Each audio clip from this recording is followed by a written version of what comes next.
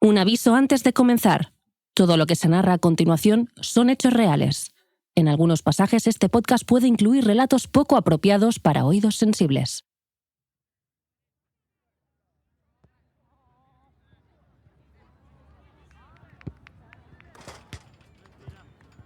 Pripyat, Ucrania soviética, 26 de abril de 1986.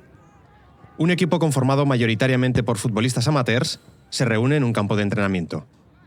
La ciudad está revolucionada, pero mañana hay un partido importante, la semifinal de la Copa Regional, y nadie ha querido perderse la sesión preparatoria. Los jugadores se cambian y saltan al terreno de juego. La primavera promete ser calurosa. Aún no han comenzado a correr y varios ya están sudando. La temperatura ha subido mucho en las últimas horas. El repentino cambio climatológico supone solo el segundo tema de conversación del grupo. El primero es el propio estadio. El partido de mañana servirá para inaugurar oficiosamente esta nueva instalación con vestuarios completos, pista de atletismo, iluminación artificial y hasta 5.000 plazas de aforo.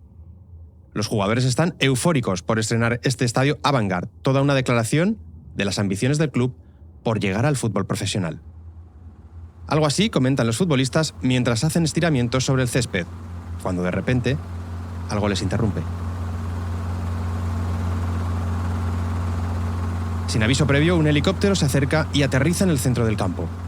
De él descienden varios militares, pero lo más alarmante no es quiénes son, sino cómo visten.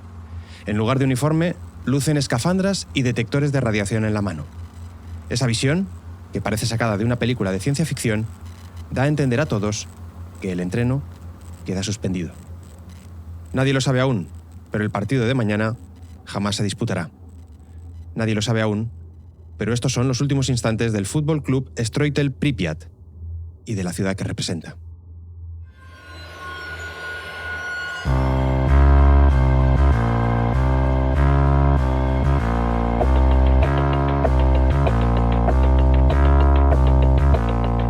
Más allá de los focos y la fama, de las victorias y el dinero, el fútbol cuenta también con su lado oscuro.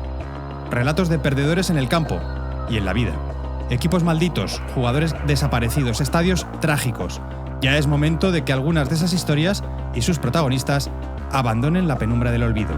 Y Bloquín ha conseguido el segundo gol. It's now clear that the Soviet Union has suffered one of the worst disasters in the history of nuclear power. Добрый вечер, товарищи. Все вы знаете, недавно нас постигла беда. Tras conocerse el accidente nuclear que tuvo lugar en Chernóbil, en la Unión Soviética. Yo soy Aitor Lagunas y esto es Brazalete Negro, de Panenka Podcast y Radio Primavera Sound, con la colaboración de Estrella Damm.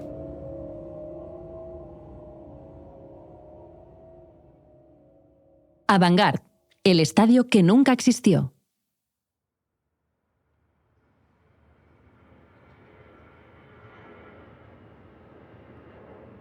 Aeropuerto de Barajas, tarde de ese mismo sábado 26 de abril de 1986. Un caballero de mediana edad se sube a un avión con rumbo a París. Lleva una gabardina y un maletín, en el que guarda varios cuadernos para tomar notas y una videocámara. Aunque vuele a la ciudad de la luz, su destino es otro. Tras una escala en Francia, este hombre se dirige a Kiev, la capital de la República Socialista Soviética de Ucrania. Se llama Jesús Martínez Jayo, y si os lo he pintado como un espía es porque, a su manera, lo es.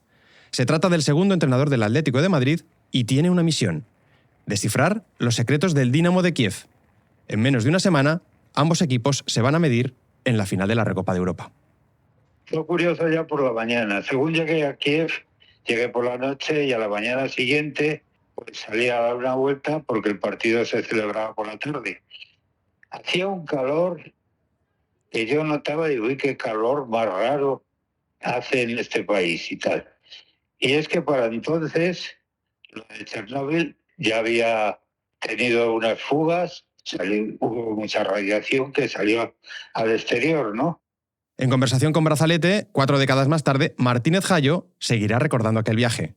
Luis Aragonés le encargó espiar a muchos rivales del Atleti, pero aquella vez fue diferente, porque el fútbol quiso colocarle a 100 kilómetros del peor accidente nuclear de la historia. Empiezo a ir en Kiev. Ha habido una fuga de Chernóbil, de radiación y que está mucha gente afectada. Y claro, entonces yo llegué al club y se lo comenté al doctor Ibáñez. Entonces me mandó a un sitio de la ciudad universitaria, sitio especial para esto, dieron los resultados y dijeron que no, que yo por lo menos no estaba contagiado. Pero bueno, el susto que me llevé yo fue grande. Luego volveremos a charlar con Martínez Jayo. Él, que jugó 288 partidos como recio defensa del Atlético, que incluso llegó a marcar a Pelé en un amistoso contra Brasil, seguirá a sus 82 años impresionado por aquella experiencia. Su testimonio tiene dos grandes virtudes. Por un lado, nos sirve para vincular la tragedia de Chernóbil con el fútbol. Y por otro, aporta un testimonio en castellano de aquel desastre. Todos hemos leído sobre Chernóbil y muchos hemos visto la serie de HBO sobre el tema. Pero los que fuimos niños en los 80 sabemos que el miedo nuclear no era una cuestión lejana, únicamente limitada a países del otro lado del telón de acero. Dar con testigos en nuestro idioma quizá nos acerca aún más a una tragedia que fue ucraniana, que fue soviética, pero que en realidad fue universal. Y para mi sorpresa, Martínez Jayo no es el único español que pasó aquellos días en Kiev. Hola, me llamo Francisco Alarcón, sí, como el futbolista del Betis, y en 1986 llevaba 2 cursos estudiando en la Unión Soviética. Como el isco malagueño, este filólogo murciano nos va a ir dando asistencias durante este capítulo, convertido en un viaje a la Ucrania soviética. En 1986, Alarcón tiene 21 años y está matriculado en la Facultad de Kiev. Como Martínez Jayo, recuerda las altas temperaturas de aquel fin de semana de abril. Es que esos días hizo mucho calor, inusualmente mucho calor, una ola de calor, pero yo no creo que estuviera relacionado con el accidente. Kiev está al sur y afortunadamente el viento sopló del sur hacia el norte, hacia el noroeste, que tampoco es muy común, pero eso facilitó que Kiev no fuera afectada, ¿eh? Mientras Martínez Jayo llega al hotel y trata de esquivar los chupitos de vodka del delegado del Dinamo, Alarcón va a clase. Sí, un sábado. Pero es que así es la dura vida del Erasmus Sovieticus. No recuerdo de qué eran las clases, pero como era sábado, pues íbamos a clase. Las clases duran hasta las 2 de la tarde y no nos enteramos de nada, ¿eh? De hecho, nadie sabía nada de lo que había ocurrido, ¿eh? Nadie sabía. Había un bloqueo informativo en ese sentido de lo que había pasado, porque tampoco lo sabían muy bien ellos lo que había pasado. A esa misma hora del sábado 26 de abril, a 100 kilómetros al norte de Kiev, la situación ya es dantesca.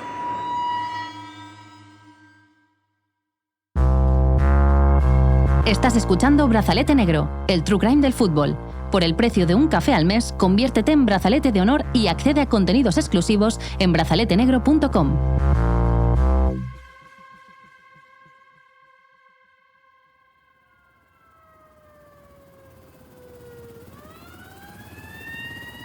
Helicópteros del ejército y camiones de bomberos se suceden en la titánica tarea de remediar lo irremediable. Un escape de material radioactivo tras la explosión del reactor número 4 de la central de Chernóbil. Para conocer aquella central hay que viajar a Pripyat, la ciudad que aloja a la mayoría de sus miles de trabajadores. Una imagen vale más que 1000 palabras, pero aquí tendremos que echar mano de ellas. Cuando penséis en Pripyat, no os tenéis que imaginar la típica ciudad dormitorio. Había sido diseñada en 1970 por los mejores técnicos soviéticos como una ciudad modelo. Quería ser la imagen del sueño comunista, una ciudad abierta a sus ciudadanos y al mundo entero. No en vano, fue catalogada como la ciudad del futuro. Rodeada de arboledas, la ciudad estaba compuesta por varios barrios que se conectaban mediante grandes avenidas. Los edificios estaban decorados por mosaicos de cerámica soviéticos y por novedosas señales luminosas. Además, abundaban las infraestructuras para garantizar la comodidad de sus ciudadanos: escuelas, equipaciones médicas, una biblioteca, hoteles, centros culturales. Los parques y las zonas verdes tienen mucha importancia en el diseño de la ciudad. Por ejemplo, a modo de bienvenida, se planta un rosal por cada habitante de Pripyat. Por eso, en 1986, en el pico demográfico de la ciudad, unas 50.000 de estas flores presiden sus avenidas. Era una ciudad nueva, una ciudad con todos los servicios, porque allí no se andaba. En estas ciudades, por así decirlo, semicerradas o creadas al efecto porque dependían de una gran fábrica o en este caso una central nuclear, pues los servicios eran muy buenos, ¿no? Era todo nuevo, todo bien diseñado, todo suministros. Sí, exactamente. Suministro, alimentación, las tiendas estaban bien dotadas, bien abastecidas. A mediados de los 80, la URSS ya atraviesa serios problemas estructurales. Garantizar la subsistencia de sus habitantes a precios muy accesibles implica limitar la oferta de productos. Solo en las grandes ciudades se puede adquirir ciertos embutidos, papel higiénico, televisores, abrigos de piel u otros artículos exclusivos. Pero Pripyat se levanta como si fuera una capital. De hecho, está mejor abastecida que Kiev. Por eso, los habitantes de las localidades cercanas hacen sus compras en Pripyat. Era una ciudad de primera categoría. En cuanto se corrió la voz, muchas familias jóvenes se mudaron allí. Se ofrecían buenos pisos y buenos salarios para trabajar en la construcción de la central térmica nuclear Memorial Vladimir Ilich Lenin. La gente prefería establecerse en la ciudad nueva, a 10 kilómetros de la central, en el término de Chernóbil, que apenas tenía unos 800 habitantes. Pripyat creció rápidamente. La media de edad era de 26 años. Tal era la juventud que se llegó a bromear con que cada mujer de la ciudad estaba embarazada. Había ganas de trabajar, pero también de pasarlo bien. Hay que tener en cuenta que en 1985 un ciudadano soviético, de media, destinaba solo un 3% de su sueldo a pagar el alquiler. Es decir, la gente disponía de dinero para gastar. De ahí que, junto a los rosales, en Pripyat vayan floreciendo las salas de conciertos, los teatros y los cines. También equipamientos deportivos, piscinas, un pabellón y, como no, un pequeño campo de fútbol. Será entonces cuando alguien lance una pregunta. ¿Y si montamos un equipo?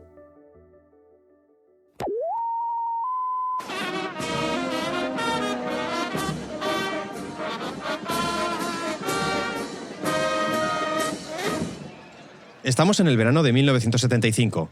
El Dinamo de Kiev se acaba de proclamar campeón de la Recopa de Europa. Perdona, traducido a la generación Z sería como una Europa League que solo disputaban los vencedores de cada Copa Nacional. Podemos imaginar el impacto de aquel título.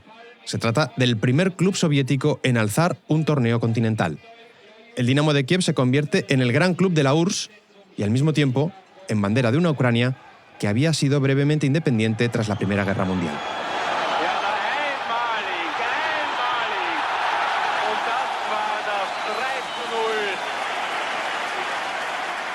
A ver, Kiev es una ciudad muy futbolera. El Dinamo era algo muy importante para ellos. Francisco Alarcón, nuestro cicerone particular por las calles de la Ucrania soviética, recuerda haber estado en el Estadio Olímpico, que en 1986 aún se llamaba Republicano.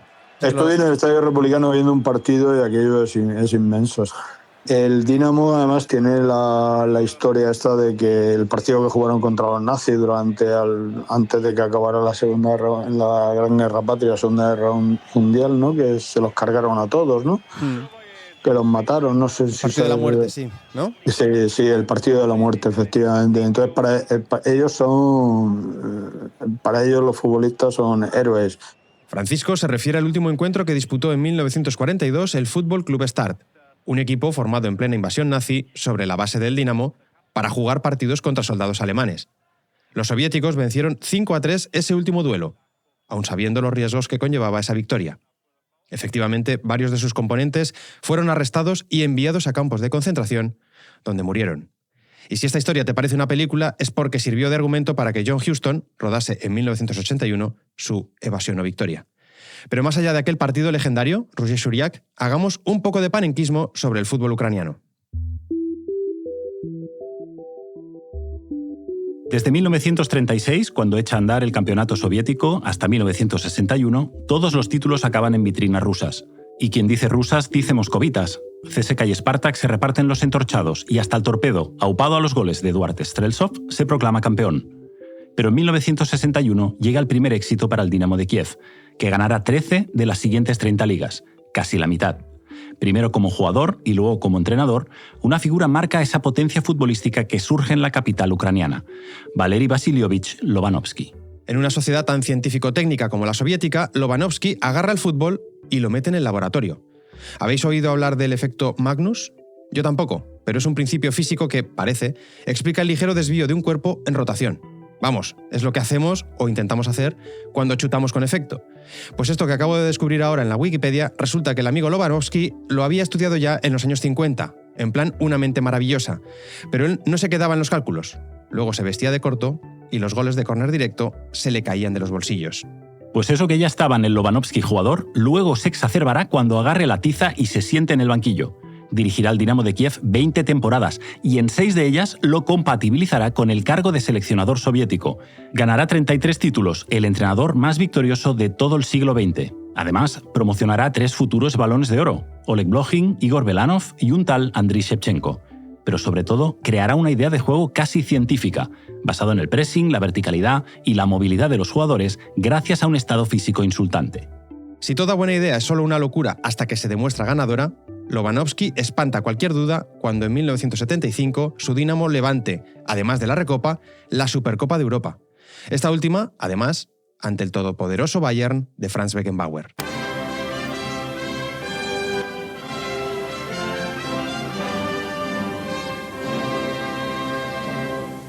Heute Abend, meine Damen und Herren, stellt sich hier im Olympiastadion die erfolgreichste Fußballmannschaft der Sowjetunion vor. 2 títulos que propulsan la popularidad del Dinamo de Kiev dentro de sus fronteras y la de su mejor futbolista fuera de ellas. Oleg Blochin marca en las 2 finales. Precisamente en Múnich deja un golazo en acción individual que le define como crack. Blochin darum allein. Tor. Da haben Sie die Weltklasse dieses Linksaußen gesehen. Se trata de un extremo izquierdo elegante, de zancada poderosa y mucha calidad técnica. Ese mismo 1975, la revista France Football le concederá su Balón de Oro. No hace falta ser Arrigo Sacchi para imaginar que cuando en 1986 Jesús Martínez Jayo espíe al Dinamo, será ese apellido, Blochin, el que apunte en su libreta con rotulador rojo.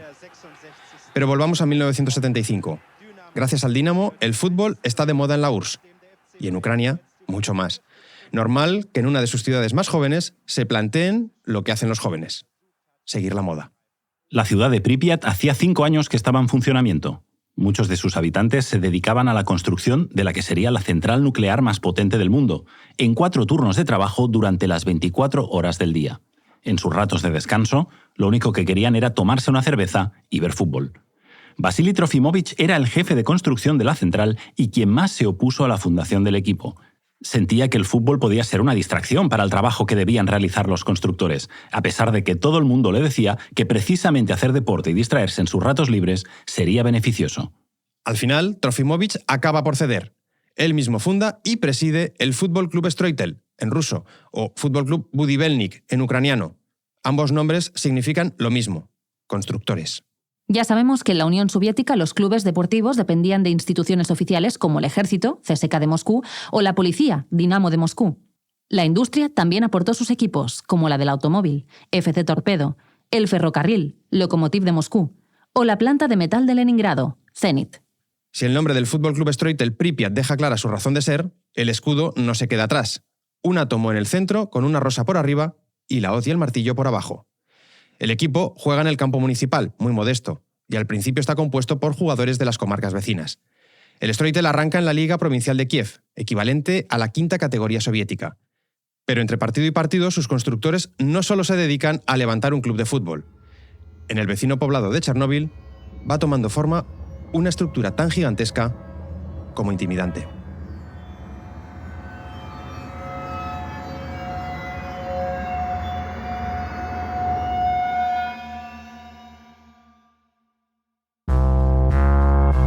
Estás escuchando Brazalete Negro, el true crime del fútbol.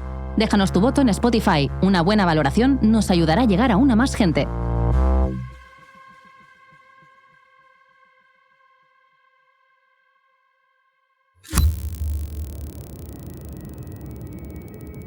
Es 26 de septiembre de 1977 cuando entra en funcionamiento el primer reactor nuclear de la central. Su construcción es la razón misma de la creación de Pripyat y del asentamiento de tantos miles de trabajadores. De hecho, su tarea no ha terminado. En plena Guerra Fría, la URSS quiere demostrar su potencia a todos los niveles, y la energía nuclear constituye un sector estratégico.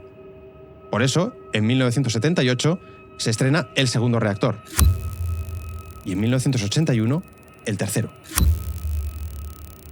Si habéis visto Chernóbil, la serie de 5 capítulos de HBO, os sonará este nombre: Víctor Bryuzhanov. Es el ingeniero que diseña y dirige la central nuclear. Su plan pasa por hacer de Chernóbil la planta más potente del mundo, con hasta 12 reactores de alta potencia. Y no es una manera de hablar. Esos 12 reactores, llamados RBMK, son tantos como todos los que hay en el resto del planeta. Son las de voz abierto, es decir, las que no tienen los reactores estos RBK, que no tienen una cúpula de protección como estamos acostumbrados nosotros a ver, por ejemplo en ASCO, en nuestras centrales nucleares. En Vandellós, la cúpula está de hormigón masiva y tal. Porque es más caro, ¿no? Supongo, construir esa cúpula. Porque es más caro, claro, es más caro. A toro pasado, y sabiendo lo que sabemos, es fácil apuntar a un exceso de optimismo por parte de las autoridades soviéticas. Pero en ese momento la percepción entre los ingenieros es que este tipo de reactor no puede fallar y que la energía nuclear es mucho más segura que las tradicionales. Y aunque a principios de los 80 la URSS ya sufre un estancamiento irreversible, en Pripyat las cosas no pueden ir mejor. La ciudad prospera, el equipo de fútbol empieza a ganar trofeos y la central nuclear está a punto de cortar la cinta de su cuarto reactor, mientras otros 2 están ya en construcción. El quinto y el sexto bloque previsiblemente iban a tener cúpula, es decir, 2 no tenía, el tercero y el cuarto ya tenían una protección un poco más avanzada y el quinto y el sexto, que estaban en construcción, todavía no habían sido...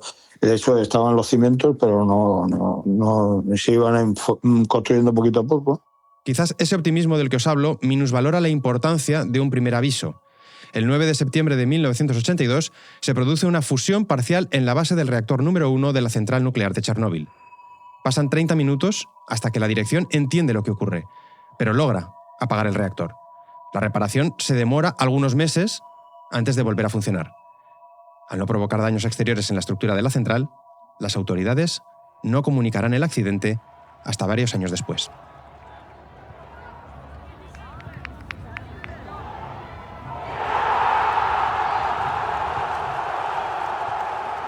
Sí, os he dicho que a principios de los 80 el Streutel empezaba a ganar. El crecimiento de la central y el de la ciudad van de la mano. Y de rebote el del club, que esboza sus primeros pasos hacia el semiprofesionalismo. Sí, pese a encontrarse en el lado socialista del telón de acero, el fútbol soviético se maneja con códigos bastante parecidos al calciomercato capitalista. Aunque guardando las apariencias, claro. La táctica no era nueva. Se firmaba a futbolistas de equipos de la zona, algunos económicamente más poderosos, a cambio de una vida en Pripyat, piso gratis y una ficha que se veía aumentada con el sueldo como trabajadores de la central. Luego se les firmaba un permiso que les eximía de ir a trabajar, así que en realidad eran futbolistas profesionales con nómina de currantes. Por cierto, a estos jugadores les apodaban campanillas de invierno, porque como las flores del mismo nombre, brotaban entre diciembre y febrero, es decir, en la pretemporada. Recordad que, dados los rigores climatológicos del país más extenso del mundo, el fútbol soviético se disputaba de primavera a otoño, siguiendo los años naturales. Toda cuadrilla de albañiles necesita un capataz, y los constructores, a un buen entrenador. Anatoly Shepel, exjugador del Dinamo de Kiev e internacional con la URSS, también llega a golpe de talonario. Bajo su batuta se asciende a la 4ª división del fútbol soviético y se consigue el primer gran éxito, el Campeonato Regional de Kiev. Estamos en 1981. El Streutel ganará 2 más de manera consecutiva. Empieza a cundir la sensación de que este equipo está preparado para ascender a las categorías profesionales soviéticas. Repasemos algunos nombres de sus componentes. En ese Streutel que empieza a flirtear con el profesionalismo destaca Víctor Ponomarev, la referencia del equipo, fichado siendo el capitán del Chistogalovka, o Alexander Wisniewski, otro corpulento defensa. Ambos volverán a aparecer más adelante. También Valentín Litvin. Exacto, y además el caso de Litvin es especial. Empieza jugando cuando aún es menor de edad y acaba siendo el capitán del equipo. Sobre sus inicios contaba esta anécdota. Estando en 9º grado, debía participar en un partido, pero tenía un examen de álgebra. Nuestro maestro miró por la ventana y vio un bus lleno de adultos sentados y la puerta abierta, y preguntó: ¿a quién están esperando? Y resulta que era mí. Él podrá cumplir el sueño de muchos niños de Pripyat, en una época en la que el fútbol está cambiando. Tras compaginar deporte y estudios, en 1978 comienza a trabajar como ingeniero en Chernóbil. Además de su sueldo, Litvin cobra una pequeña asignación por jugar al fútbol. Medio rublo por los partidos locales y unos 5 por los regionales. Tras esos 3 campeonatos consecutivos, las perspectivas para el equipo son brillantes. El asalto al fútbol profesional soviético se convierte en objetivo indisimulado. Parece obvio que una ciudad moderna como Pripyat debe tener un representante en la élite. Con una población joven y mucha afición al fútbol, cada semana el equipo reúne a más público. Todo en el Streutel ha crecido. Todo salvo su campo de tierra. Así que desde el Sindicato de Deportes de la República Socialista Soviética de Ucrania no tardan en doblar la apuesta. Hay que construir un nuevo estadio a la altura, precisamente, de los constructores.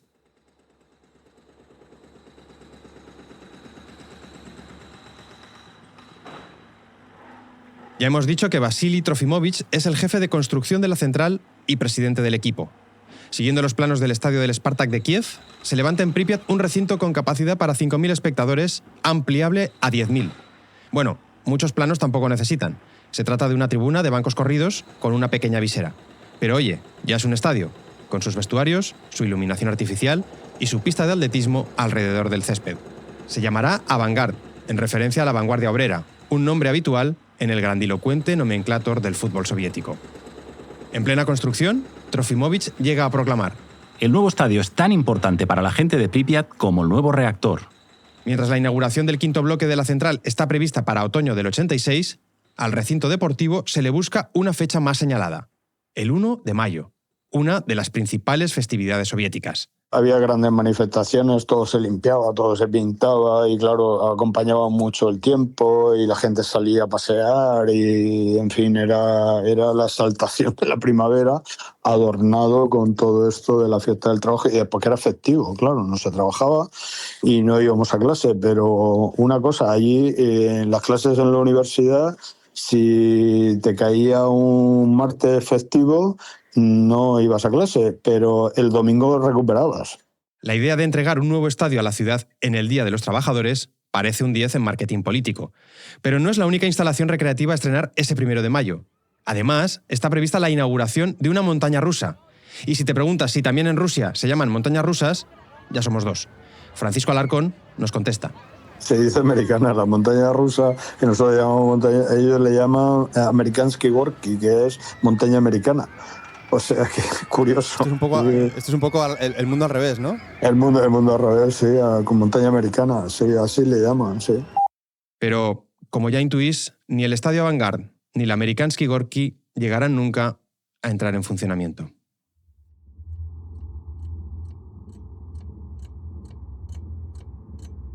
A la 1:23 de la madrugada de ese 26 de abril, Valentín Litvin, capitán del FC Stroitel, intenta conciliar el sueño en un sillón de hospital. Su mujer acaba de dar a luz al segundo hijo del matrimonio. Por esa razón, él no está trabajando en la central, a diferencia de varios de sus compañeros de equipo, que sí ocupan sus puestos en Chernóbil. Litvin no ha ido hoy a trabajar, pero sí a entrenar. Se han ejercitado en el estadio Avangard, a pesar de no estar aún inaugurado. Al tener más capacidad, el club ha decidido albergar ahí el decisivo partido del domingo, semifinales de la Copa de Kiev, ante el Fútbol Club Borodianka. Pero antes, a varios de los futbolistas del Stroitel les toca el último turno de la semana. Esta noche afrontan un test de seguridad bajo la supervisión de Anatoly Dyatlov, responsable adjunto de la central.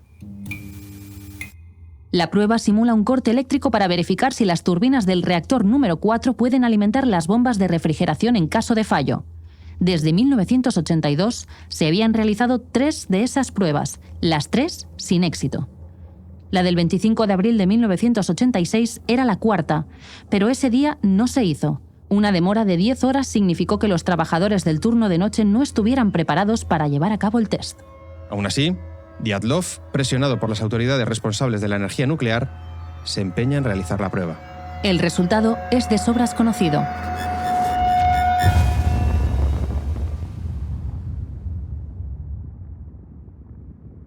Un aumento súbito de potencia en el reactor número 4 produjo el sobrecalentamiento del núcleo, lo que terminó provocando la explosión del hidrógeno acumulado en su interior.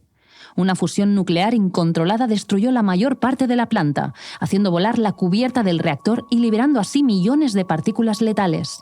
Según los expertos, la radioactividad expulsada fue unas 500 veces superior a la de la bomba atómica arrojada sobre Hiroshima en la Segunda Guerra Mundial. Pripyat siente como en mitad de la noche algo le despierta. Cuando los habitantes de la ciudad del futuro se asomen a sus ventanas, verán un rayo verde que ilumina la oscuridad. Ante la fascinación por una imagen así, muchos de los ciudadanos se dirigen al puente del río Pripyat, una de las zonas más elevadas de la ciudad. Desde allí pueden observar la belleza de ese instante y, de forma casi mágica, cómo algunas partículas resplandecientes caen del cielo como nieve y se posan en sus caras, A ese puente se le conocerá como el Puente de la Muerte. Dentro de la central, la noche será larga. A pesar de la evidencia, Dyatlov y sus colaboradores permanecen en la negación.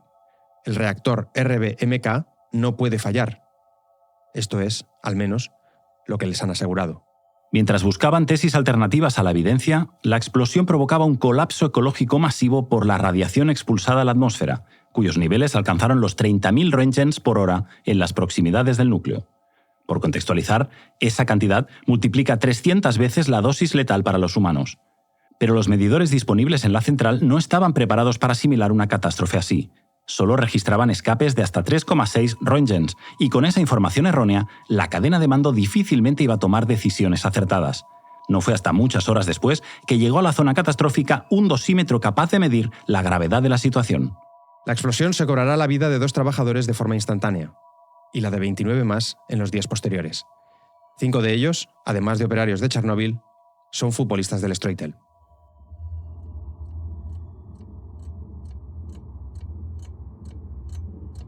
Habíamos dejado a Valentin Litvin, capitán del equipo, tratando de conciliar el sueño en la noche del viernes al sábado.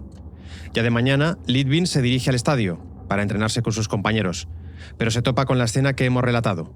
Un helicóptero en el centro del campo, decenas de militares pertrechados con escafandras y máscaras antigas, y en sus manos, los dosímetros pitando sin cesar. Es entonces cuando se dan cuenta de que algunos de los futbolistas que faltan no van a volver nunca de su turno en la central. Otros serán requeridos en sus puestos de trabajo para ir a ayudar en las labores de extinción del fuego que sigue quemando en el reactor número 4. Y al resto se les envía a sus casas. Valentin Litvin, en lugar de eso, se persona de nuevo en el hospital, ahora ya colapsado por las urgencias. No paran de llegar heridos. Los médicos no dan abasto. Entra en la habitación en la que está su mujer, con su bebé recién nacido. Ambos se encuentran bien, ajenos al bullicio exterior. Litvin, que como hemos dicho trabaja de ingeniero en Chernóbil, es de las pocas personas conscientes de lo que puede estar pasando. Se toma un segundo para pensar. Mira por la ventana de la habitación, a pie de calle. En el exterior el caos es absoluto. Y entonces tiene una idea. Ayuda a encaramarse a su mujer a la ventana, cuando ya está fuera le pasa el bebé, y luego recoge las cosas y escapan de allí. Pasados los años lo recordará así en una entrevista.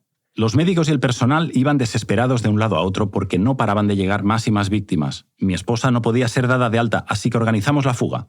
Salimos de Pripyat en una moto, entre los buses vacíos que esperaban para ir evacuando gente, pero que no arrancaron hasta el mediodía del 27. 27 de abril, domingo, precisamente el día previsto para esa semifinal copera. Con una Pripyat en plena evacuación, nadie repara en la suspensión del partido.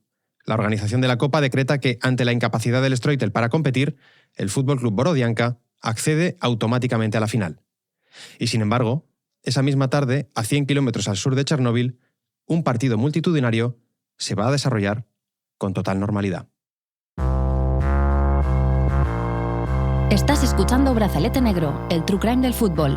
Ahora con 2 capítulos al mes y una newsletter semanal. Suscríbete en brazaletenegro.com.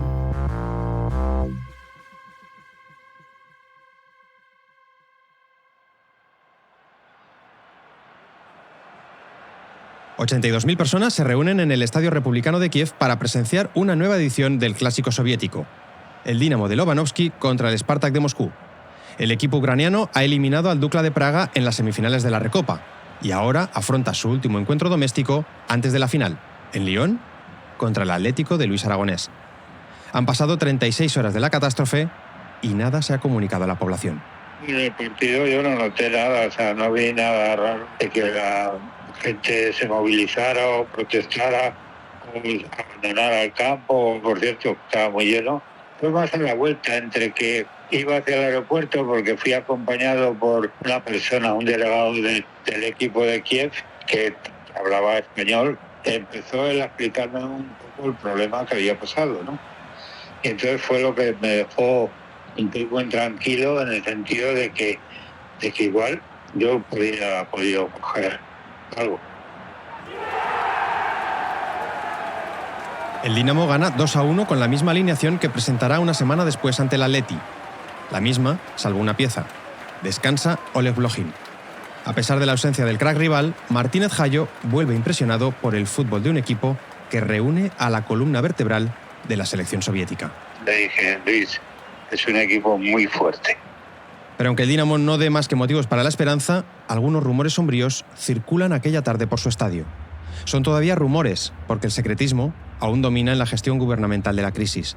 De hecho, durante las primeras horas, los mandos intermedios le ocultan la explosión del reactor al mismísimo líder soviético, Mikhail Gorbachov. Si no hubiera afectado a Europa, no nos hubiéramos enterado. No nos hubiéramos enterado de nada. Hombre, nos hubiéramos enterado si la nube hubiera afectado a una gran ciudad como hubiera sido Kiev y tal, que se salvó milagrosamente por unos vientos que en ese momento soplaron de forma inusual del sur hacia el noroeste, ¿no? Francisco Alarcón, que ese domingo 27 de abril está preparando una nueva semana de clases en la Facultad de Kiev, percibe un contraste claro con épocas anteriores. La URSS de Gorbachov poco a poco se va abriendo. Sí, había ilusión. Yo lo percibía como ilusión, ¿eh? Lo percibía como ilusión de la gente porque algo parecía que quería cambiar. Y la glasnost, la transparencia, que es lo que significa glasnost, sobre todo informativa, pues empezó. De hecho, este fue el debut de la glasnost, ¿no? Sin embargo, la transparencia tardará aún días e incluso semanas en vencer los viejos reflejos de un sistema esencialmente controlador. No éramos conscientes de lo que había pasado, no, lo desconocíamos y las autoridades tampoco decían nada, evidentemente.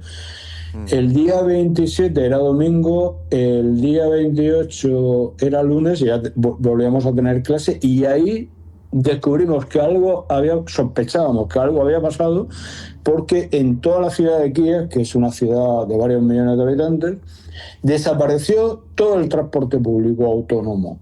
Toda la flota pública de vehículos se traslada durante el fin de semana a Pripyat. Allí, la gente está desconcertada. Los niños siguen jugando en las zonas infantiles de la ciudad, que se empieza a llenar de ceniza. Pero nadie cree que pueda ser peligrosa. La televisión no alerta de ningún desastre, y la radio tampoco. Hasta que al mediodía del 27 de abril, la locutora Nina Melnik de la emisora de Pripyat lea el siguiente mensaje. Atención, atención, queridos camaradas. Con el fin de garantizar la total seguridad de la gente, en primer lugar de los niños, es necesario evacuar provisionalmente a los habitantes de la ciudad. El motivo, una situación radiactiva desfavorable. Camaradas, al abandonar provisionalmente sus hogares, no olviden, por favor, cerrar la ventana, desconectar aparatos eléctricos y de gas y cerrar los grifos. Toda la ciudad se monta en los autobuses. Nadie recoge ninguna de sus pertenencias, pensando que 3 días después podrá volver. Aunque los vecinos no lo intuyen, hace horas que Pripyat está sentenciada como lugar habitable. Se establece una zona de exclusión que alcanza unos 30 kilómetros y más de 100.000 personas han de evacuarla. Uno de ellos acabará por ganar un Balón de Oro. Por aquel entonces solo es un niño de 9 años que empieza a mostrar cierto dominio con la pelota. Su nombre os sonará: Andriy Shevchenko. Cuenta la leyenda que jugando con unos amigos colgó la pelota en un tejado.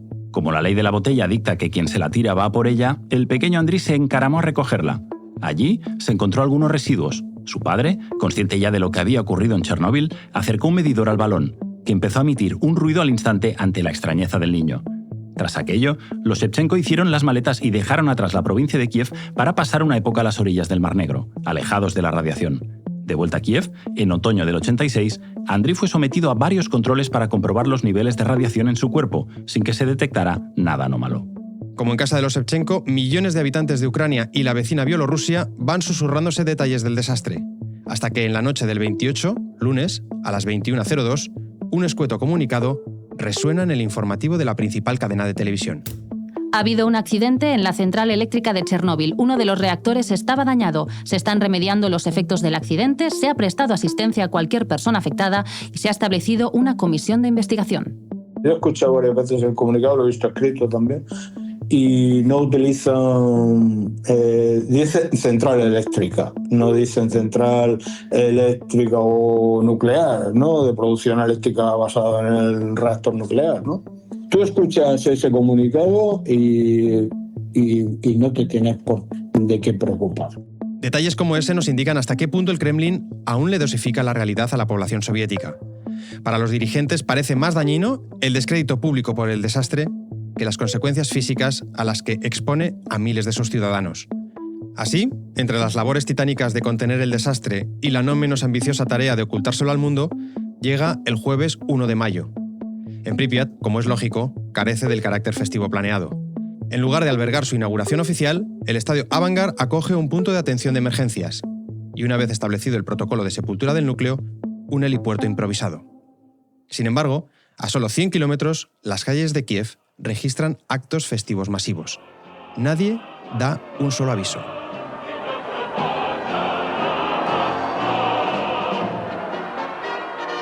El 1 de mayo hubo una manifestación por el Día del Trabajo enorme, multitudinaria, un día buenísimo, soleado, llovió, ese día llovió con fuerza, se mojó mucha gente y nosotros también, porque estábamos en la calle. Y no dieron aviso de que era peligroso estar en la calle, de que era peligroso exponerse a la lluvia, de que mejor quedarse en casa, cerrar las ventanas y todo eso. Nada, ninguna información. Esa tarde, tras las manifestaciones, los más futboleros cambian las banderas rojas por las blancas y azules. Mañana, el Dinamo de Kiev se juega un título europeo. Aproximadamente el número de 22.000 han llegado desde distintos puntos de España, así como gran número de españoles residentes en esta zona francesa que han acompañado y que hacen que prácticamente nos sintamos en un estadio español y casi diríamos en el estadio Vicente Calderón en lo que ambiente se refiere. Viernes 2 de mayo de 1986 se disputa en el estadio Gerland de Lyon la final de la Recopa de Europa. El Atlético de Madrid de Luis Aragonés ante el Dinamo de Kiev de Valery Lobanovsky. En la previa, el técnico soviético ya ha firmado el primer regate del partido, según apunta el diario AS. Tras el entrenamiento, Lobanovsky pidió a los informadores que aguardáramos un momento, pero luego no volvió a aparecer, marchándose directamente al hotel con sus jugadores. Los soviéticos rehúyen hacer declaraciones para no responder a preguntas sobre el accidente nuclear en la base de Chernóbil. De todos modos, parece que la formación soviética será la misma que en el último partido liguero ante el Spartak, con la única variación de la entrada de Blochin.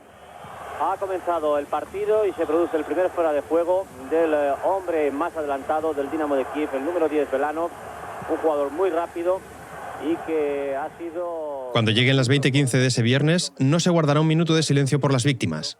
Ni Televisión Española aludirá a Chernóbil durante la narración del partido.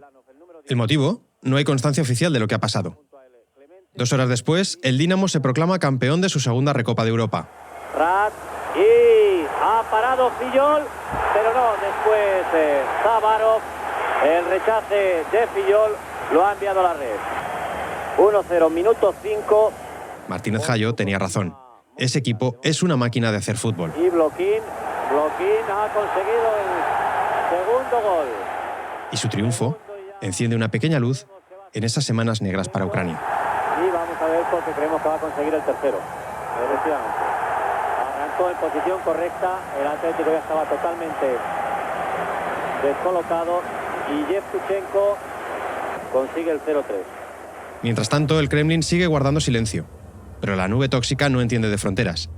Centros de investigación de distintos lugares de Europa emiten alertas por el aumento de partículas radiactivas en el aire. Las primeras proceden de Suecia, luego de Alemania Federal, de Italia. Satélites franceses y americanos logran las primeras imágenes de Chernóbil. Todas las miradas se dirigen a un mismo punto, pero Moscú echa balones fuera. Solo el 14 de mayo, 18 días después de la catástrofe, habla Gorbachov. Добрый вечер, товарищи. Все вы знаете, недавно нас постигла беда. Авария на Чернобыльской атомной электростанции. En un discurso de 26 minutos admite 9 muertos y 29 heridos, cifras muy alejadas de la realidad. Y aunque en ese momento no lo intuye, una víctima colateral del triple desastre, el humanitario, el medioambiental y el comunicativo, será la propia Unión Soviética. Algo se quiebra en la fe científico-técnica de la URSS, mientras crece la sospecha de que un sistema cerrado como el comunista difícilmente podrá sacar al país del estancamiento.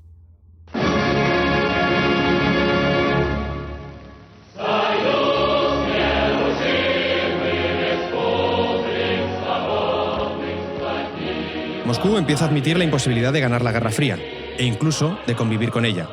Así, en octubre de ese mismo 1986, Gorbachov se reunirá con el presidente estadounidense Ronald Reagan para solicitar el desarme nuclear. 3 años más tarde, permitirá que Alemania Oriental derribe el muro de Berlín. Y el día de Navidad de 1991, 5 años después de Chernóbil, las cámaras grabarán una imagen que para algunos historiadores clausura el siglo XX. la bandera de la hoz y el martillo es definitivamente arriada del mástil del Kremlin. La URSS deja de existir.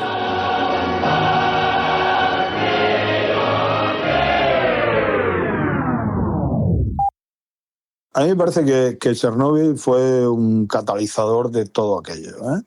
También, en parte, ¿eh? No fue decisorio, no fue un accidente decisorio para el colapso de la Unión Soviética, pero ayudó en algo, seguro que ayudó, porque es que, no sé, era un sistema que no, estaba condenado al fracaso, evidentemente. Lo que pasó ocurrió antes de lo que mucha gente hubiera podido imaginar.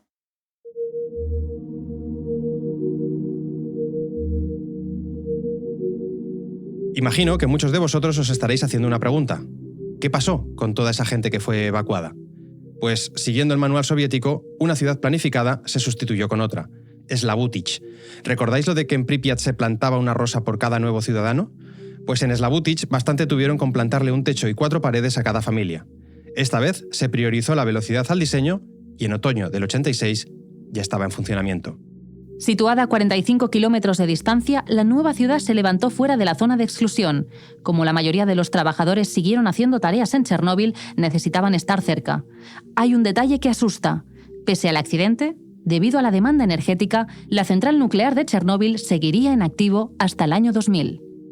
Hasta 600.000 personas trabajaron en la limpieza que tal vez salvó a Europa de convertirse en una estepa inhabitable.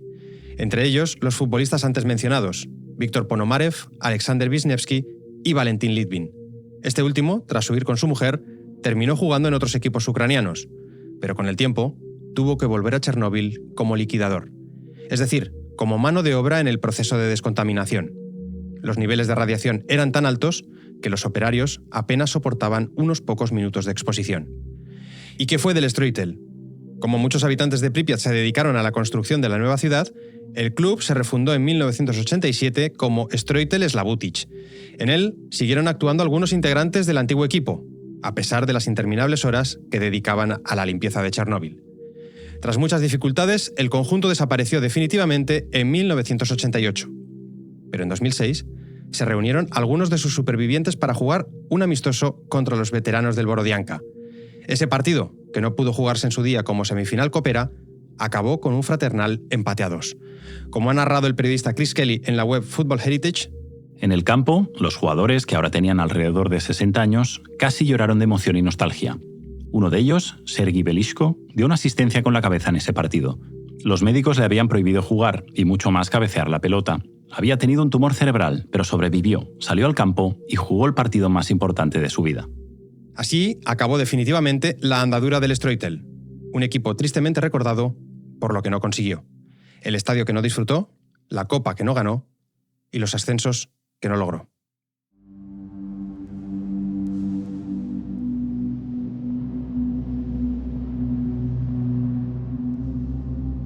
Fuentes oficiales cifran el número de muertes relacionadas con la exposición del reactor 4 de Chernóbil en torno a las 4.000. Las tareas de limpieza se alargarán hasta 2065. Y bastante más, unos 3.000 años, tardará en volver a ser habitable aquel rincón de Europa. Sin embargo, últimamente ha ido creciendo una tendencia: visitar el área de exclusión. Turistas del morbo oscuro que pululan entre los objetos que las víctimas tuvieron que dejar atrás.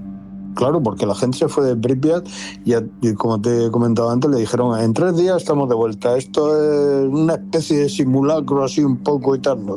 Y por eso la evacuación fue rápida y organizada, ¿no? Porque no hubo mucha resistencia por la población, ¿no? Porque ahí dejaban todo, es que dejaron todo. Seres domésticos, su vida, sus fotos, sus cosas. Esa central desventrada en la distancia hace de Pripyat el último enclave que aún sigue en la URSS, décadas después de su disolución. Quizás esa sea parte de su reclamo. Entre el dolor de una tragedia tan colosal como la impericia del sistema en que se produjo, Chernóbil se erige en una especie de Pompeya socialista, la burbuja contenedora de una civilización que ya no existe. Un fósil conservado en un ámbar atómico poco antes de desaparecer. La premio Nobel bielorrusa Svetlana Alexievich ha definido así aquella catástrofe. Los seres humanos, dice, liberamos demonios que no podemos manejar. Presentar al fútbol como una víctima sería una exageración, y una falta de respeto. Pero desde luego sí es un testigo de todo aquel desastre. Uno que nos grita en fantasmal silencio desde las gradas de la Vanguard, el estadio que nunca existió, mientras espera la semifinal de Copa que los constructores del Stroitel nunca pudieron jugar.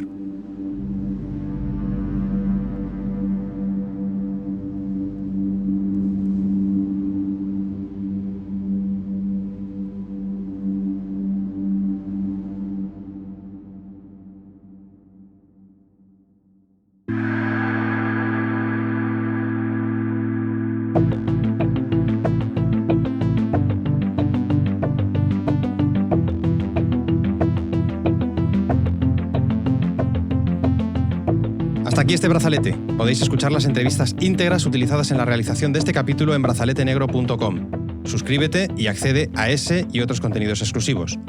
Este podcast es una coproducción de Panenka y Radio Primavera Sound con el apoyo de Estrella Damm. Síguenos en las redes sociales, comenta este episodio en tu plataforma y, sobre todo, no olvides decir que nos oyes. Agradecemos su testimonio a Francisco Alarcón, quien se fue a la Unión Soviética para estudiar unos meses y no volvió hasta 14 años después. Su ayuda y sus recuerdos han sido fundamentales para la realización de este capítulo. Muchas gracias también a Jesús Martínez Jayo, segundo entrenador del Atlético de Madrid, por compartir la memoria de su viaje relámpago a la Ucrania de 1986.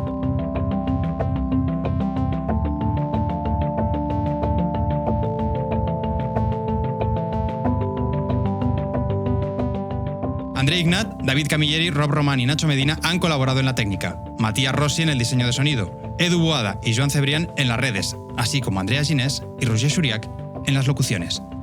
Marta Salicru es la productora ejecutiva y yo soy Aitor Lagunas. Gracias por escucharnos y recordad, Bill Shankly no tenía razón. El fútbol, a veces, sí es una cuestión de vida o muerte.